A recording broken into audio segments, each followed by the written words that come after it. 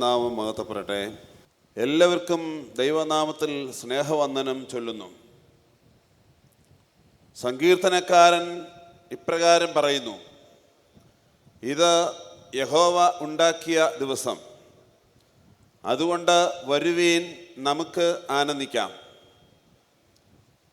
മലങ്കര സഭയുടെ ജാത്യാഭിമാനത്തിൻ്റെ ദിനമാണ് ഇന്ന്, സഭാദിനം.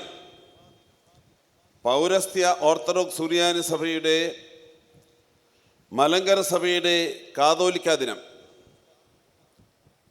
വലിയ നോമ്പിലെ 36-ാം ഞായറാഴ്ച പരിശുദ്ധ സഭയെ കാഴ്ചകൾക്ക് വേണ്ടിയും ഉൾക്കാഴ്ചകൾക്ക് വേണ്ടിയും ദൈവസന്നിധിയിൽ പ്രത്യേകമായി സമർപ്പിക്കുന്ന ദിനം. പരിശുദ്ധ മാർത്തോമാ ശ്ലീഹ മുതൽ പരിശുദ്ധ ബസേലിയോസ് മാർത്തോമ ദിദിമോസ് പ്രഥമൻ ബാവ തിരുമേനി വരെയുള്ള പൂർവ്വപിതാക്കന്മാരുടെയും അവരോട് ചേർന്ന് നിന്ന മേൽപ്പട്ടക്കാരുടെയും പട്ടക്കാരുടെയും സഭാമക്കളുടെയും ത്യാഗോജല ജീവിത പോരാട്ടത്തെ അനുസ്മരിക്കുന്ന സുദിനം.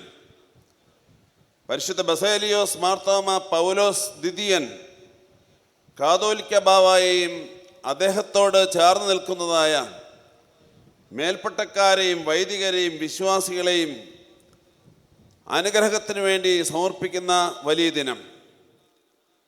വേദവിപരീതികളുടെയും ദുഷ്ടലാക്കോടെ വന്ന പൈശാചി ശക്തികളെയും അകറ്റി നിർത്തുന്ന മാർത്തോമാ ശ്ലീഹായുടെ സിംഹാസനത്തിൻ്റെ പ്രതിഷ്ഠയുടെ ദിനം. മലങ്കര സഭയുടെ ശ്ലൈഹികവും കാതോലികവും പൗരാണികവുമായ സത്യവിശ്വാസം, അതിവിശുദ്ധ പാരമ്പര്യം, സ്വയശീർഷകത്വം തലമുറ തലമുറകളായി ഞങ്ങൾ കാത്തു സൂക്ഷിക്കുമെന്ന് വളരെ അഭിമാനത്തോട് മലങ്കര നസ്രാണികൾ ആരാധനാലയങ്ങൾ ഉറച്ചു നിന്നുകൊണ്ട് പ്രതിജ്ഞ ചെയ്യുന്ന സുദിനമാണ്. ഏകവും വിശുദ്ധവും കാതോലികവും അപ്പോസ്തോലികവുമായ ഭാരതസഭയ്ക്ക് തദ്ദേശീയതയിൽ ഊന്നിയതായ ഒരു സഭാവിജ്ഞാനീയവും ദൈവശാസ്ത്രവും ഉണ്ട് എന്ന് സഭാമക്കൾ ഉറച്ച് വിളിച്ചു പറയുന്ന നല്ല ദിവസം. പൗരസ്ത്യ കാതോലിക്കായുടെ സിംഹാസനവും അതിൽ വാണരുന്ന പൗരസ്ത്യ കാതോലിക്കായും നീനാൾ വാഴട്ടെ എന്ന് ദൈവമക്കൾ ഉറച്ച് പ്രഖ്യാപിക്കുകയും പ്രാർത്ഥിക്കുകയും ചെയ്യുന്ന വലിയ ദിനം. ഭാരതസഭയുടെ ദേശീയതയും പൗരാണികതയും സ്വയശീർഷകത്വവും സ്വത്വബോധവും സ്ഥിരമായി നിലനിൽക്കുവാൻ തക്കവണ്ണം ശാശ്വത സമാധാന പ്രക്രിയ വേണമെന്ന് സഭാമക്കൾ ഉറച്ച് പ്രഖ്യാപിക്കുന്ന നല്ല ദിനം. വിദേശികളും സ്വദേശികളുമായ എല്ലാവരെയും സ്നേഹിക്കണം, ബഹുമാനിക്കണം എന്ന് പഠിപ്പിക്കുകയും എന്നാൽ അത് സഭയുടെ സ്വയശീർഷകത്വത്തെയും സ്വത്വബോധത്തെയും ബലി കഴിച്ചുകൊണ്ട് ആകരുത് എന്ന് ഉറപ്പിക്കുകയും ചെയ്യുന്ന അനുഗ്രഹീത നിമിഷങ്ങൾ. പൗരസ്ത്യ കാതോലിക്ക മോറാൻമാർ ബസേലിയോസ് ഗീവർഗീസ് ദ്വിതീയൻ കാതോലിക്ക ബാവ തിരുമേനിയുടെയും കാതോലിക്ക ബാവ തിരുമേനിയുടെ കാതോലിക്ക സ്ഥാനാരോഹണ നവതിയും ഭാഗ്യവാനും പരിശുദ്ധനുമായ പാമ്പാടി തിരുമേനിയുടെ മെത്രാഭിഷേക നവതിയും കോട്ടയം മെത്രാസനത്തിൻ്റെ ഏക കത്തീഡ്രലായ പാമ്പാടി സെൻറ് ജോൺസ് കത്തീഡ്രലിൻ്റെ ദ്വിശതാബ്ദി ആഘോഷങ്ങളും കാതോലിക്ക ദിനത്തോട് സമന്വയിക്കുമ്പോൾ ആഗോളതലത്തിൽ പരിശുദ്ധ സഭ ഇവിടെ സമ്മേളിക്കുന്നു എന്ന് ഉറച്ച് വിളിച്ചു പറയാവുന്ന വലിയ ദിനം. സത്യം പരിപൂർണമാകുന്നു എന്ന് നമുക്ക് ഘോഷിക്കാവുന്ന വലിയ അവസരം. മലങ്കര സഭയുടെ തനിമ കാത്തു സൂക്ഷിച്ച പിതാക്കന്മാരെ ഓർക്കുന്നതും അവരെ പോലെയുള്ള പിതാക്കന്മാർ ജനിപ്പിച്ച ദേവാലയങ്ങളെ പ്രകീർത്തിക്കുന്നതും ദൈവനിയോഗം തന്നെ.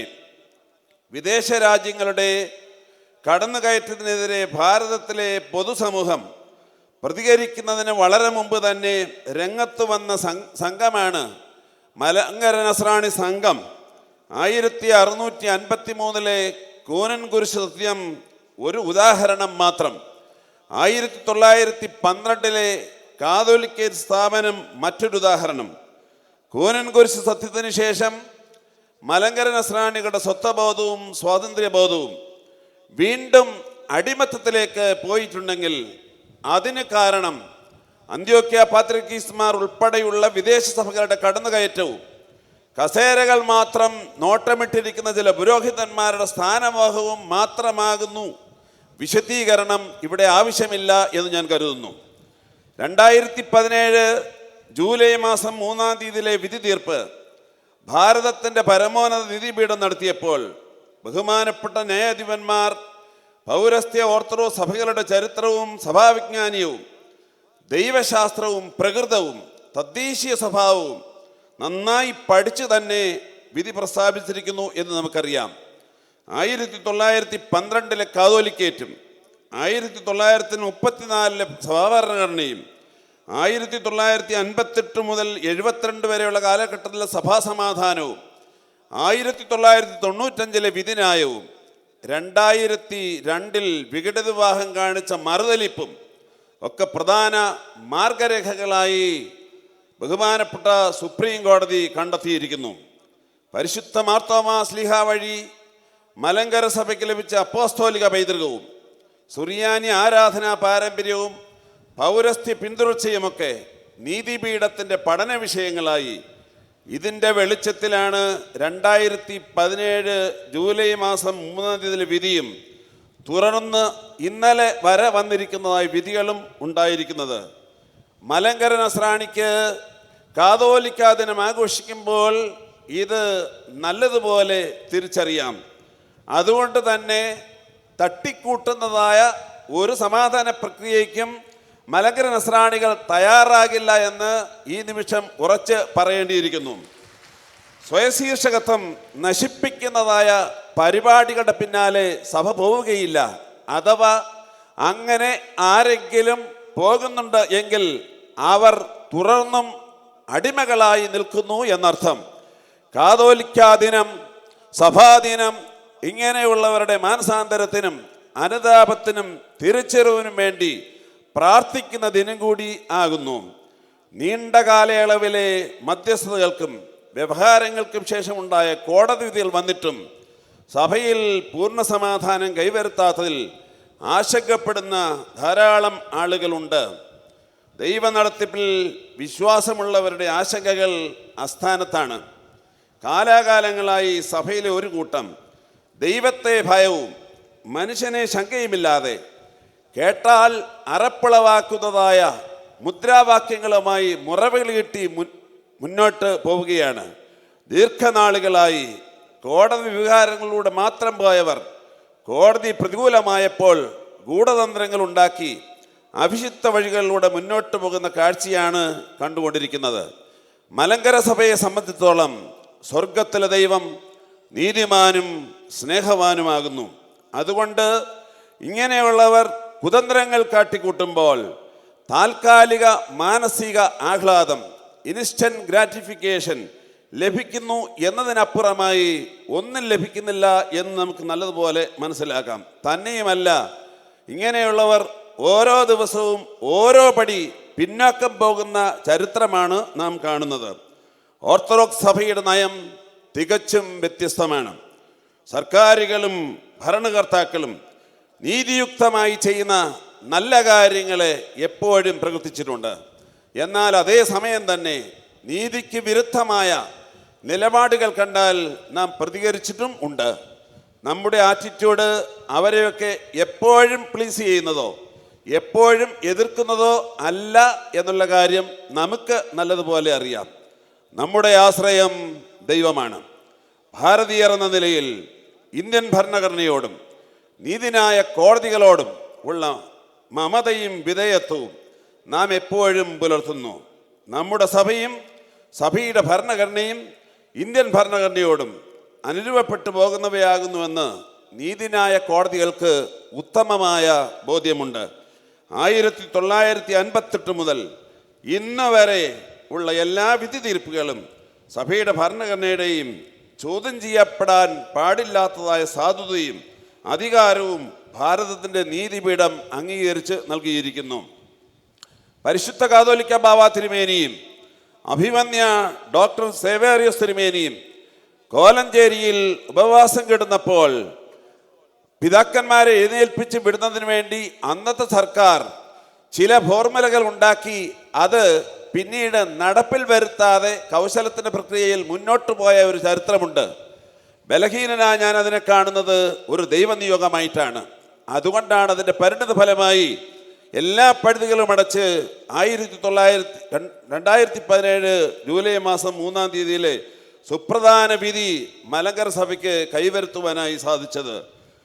ഇപ്പോഴത്തെ സർക്കാരിൻ്റെ കാലത്തിലും വിധികൾ ധാരാളമുണ്ട്. ചിലത് നടപ്പിലായി, ചിലത് പ്രത്യേകിച്ച് പിറവംപള്ളി മുതൽ ഇങ്ങോട്ടുള്ളതായ വിധികൾ നടപ്പിലാക്കുന്നതിന് പ്രയാസകരമായിരിക്കുമെന്ന വസ്തുത നമുക്കെല്ലാവർക്കും അറിയാം. കാരണം എന്ത് എന്നത് വ്യക്തമല്ല. കാരണം വിധി നടപ്പിലാക്കില്ല എന്ന് വിളിച്ചു പറയുന്നതായി കേട്ടിട്ടില്ല. എവിടെയൊക്കെയോ തടസ്സങ്ങൾ സൃഷ്ടിച്ച് മുന്നോട്ട് പോകുന്നതായ ഒരു ശൈലി എവിടെയൊക്കെ കാണുന്നുണ്ട്. അത് തിരിച്ചറിയണം. സർക്കാരുകളും ഭരണകർത്താക്കളും നീതിപീഠത്തിൽ നിന്ന് വിധി ഉണ്ടാകുമ്പോൾ അത് നടപ്പിലാക്കുക എന്ന ഉത്തരവാദിത്വം, ഇന്ത്യൻ ഭരണഘടനയോടുള്ള വിധേയത്വം പ്രഖ്യാപിക്കേണ്ടവരാകുന്നു എന്ന ബോധവും ഇവിടെ നല്ലതാകുന്നുവെന്ന് മലങ്കര സഭയുടെ കാതോലിക്കാ ദിനത്തിൽ പ്രത്യേകമായി ഓർമ്മപ്പെടുത്തുന്നു. സഭാചരിത്രത്തിൽ വ്യവഹാരങ്ങളിൽ കോടതികളിൽ നിന്ന് സഭയ്ക്ക് തോൽവി സംഭവിച്ചിട്ടുണ്ട്. ആ സമയത്ത് പരിശുദ്ധ പിതാക്കന്മാരുൾപ്പെടെയുള്ള സഭാമക്കൾ അവയുടെ മുൻപാകെ ശിരസ് നമിക്കുകയും വിട്ടുകൊടുക്കുകയും ചെയ്തിട്ടുണ്ട്. എന്നാൽ ജയം സംഭവിക്കുമ്പോൾ അത് നടപ്പിലാക്കി എടുക്കുക എന്ന വലിയ ഉത്തരവാദിത്വവും സഭയ്ക്കുണ്ട് എന്നുള്ള കാര്യം ബലഹീന ഞാൻ ഓർപ്പിച്ചു കൊള്ളട്ടെ. ഞാൻ എൻ്റെ വാക്കുകൾ ഇവിടെ അവസാനിപ്പിക്കട്ടെ. സഭ നമ്മുടേതാണ്. സഭ പരിശുദ്ധ കാതോലിക്ക ബാവ തിരുമേനിയുടേതാണ്. സഭ രാജ്യത്തിൻ്റെതാണ്. സഭ ദൈവത്തിൻ്റേതുമാണ്. ദൈവനാമം മഹത്വപ്പെടട്ടെ. മലങ്കര സഭയുടെ പരമാധ്യക്ഷൻ പരിശുദ്ധ കാതോലിക്ക ബാവ തിരുമേനിയും അഭിമന്യ പിതാക്കന്മാരും പ്രത്യേകിച്ച് സുപ്രസിദ്ധ സ്വാമി ഗുരുരത്നം ജ്ഞാനതപസിയും ഇവിടെ വന്നിരിക്കുന്നത് അവരുടെ വചനങ്ങൾ കൊണ്ട് നമ്മെ അനുഗ്രഹിക്കുന്നതിനാണ്. കോട്ടയം ഭദ്രാസനത്തിന് വേണ്ടി അവരോടുള്ളതായ എല്ലാ ആദരവുകളും സ്നേഹവും ബലഹീന ഞാൻ അറിയിച്ചു കൊള്ളട്ടെ. ഇവിടെ കടന്നു വന്നിരിക്കുന്ന മറ്റ് വിശിഷ്ട വ്യക്തിത്വങ്ങളെയും സഭാമക്കളെ മുഴുവനെയും ദൈവം അനുഗ്രഹിക്കട്ടെ. ഇതിനുവേണ്ടി കഠിനമായി അധ്വാനിച്ച ഈ ഇടവകയും ഇതിൻ്റെ വികാരി, കൊച്ചു വികാരി തുടങ്ങിയ എല്ലാ ചുമതലക്കാരെയും അതുപോലെ തന്നെ കോട്ടയം ഭദ്രാസന സെക്രട്ടറിയെയും മാനേജിംഗ് കമ്മിറ്റി അംഗങ്ങളെയും കൗൺസിൽ അംഗങ്ങളെയും ദൈവം അനുഗ്രഹിക്കട്ടെ. ദൈവം നമ്മുടെ സഭയോടൊപ്പമുണ്ട്. ദൈവസഭ അത് എന്നും ജയിച്ചു നിൽക്കും. മാർത്തോമാശ്ലീഹയുടെ സിംഹാസനം നീണാൾ വാഴട്ടെ. അത് വാഴുക തന്നെ ചെയ്യും. ദൈവം നമ്മെ അവരെയും അനുഗ്രഹിക്കട്ടെ.